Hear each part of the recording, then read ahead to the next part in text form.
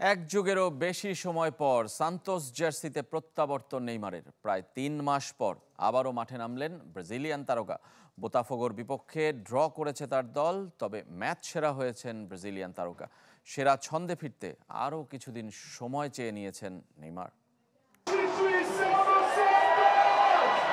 এই সেই মুহূর্ত যার জন্য কোটি নেইমার ভক্ত অপেক্ষায় ছিলেন।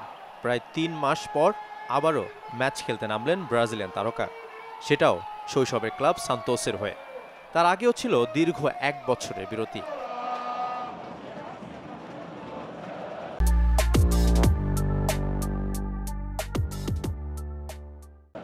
বোতাফোগের বিপক্ষে ম্যাচের দ্বিতীয়ার্ধের পুরোটা খেলেছেন বদলি হিসেবে। নেইমার নামার আগে তার দল এগিয়ে ১-০ গোলে। শেষ পর্যন্ত ম্যাচ ড্র হয়েছে ১-১ সমতায়। এক যুগেরও বেশি সময় পর ভিলা বেলমিরোর সবুজ ঘাস তাকেও আপন করে নিয়েছে।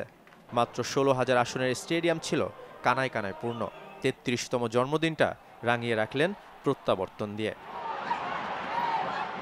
বার্সেলোনা, পিএসজি ও আল হিলাল ঘুরে ঘরের ছেলে ঘরের ক্লাব সান্তোসে ফিরেছেন। ম্যাচে দু পায়ে জাদু ছড়ালেও খেলতে পারেননি স্বাভাবিকভাবে। মাঠে ছিলেন ৫২ মিনিট। এই সময়টায় ৮ বার মাটিতে লুটিয়ে পড়েছেন। প্রতিবারই সমর্থক আর ধারাভাষ্যকাররা আটকে উঠেছেন, এই বুঝি আবারও নতুন ইনজুরি। ম্যাচ শেষে নেইমার জানিয়েছেন আরও কিছুটা সময় লাগবে পুরোপুরি ফিট হয়ে উঠতে। আমার আরও কিছু সময় ও ম্যাচ প্রয়োজন।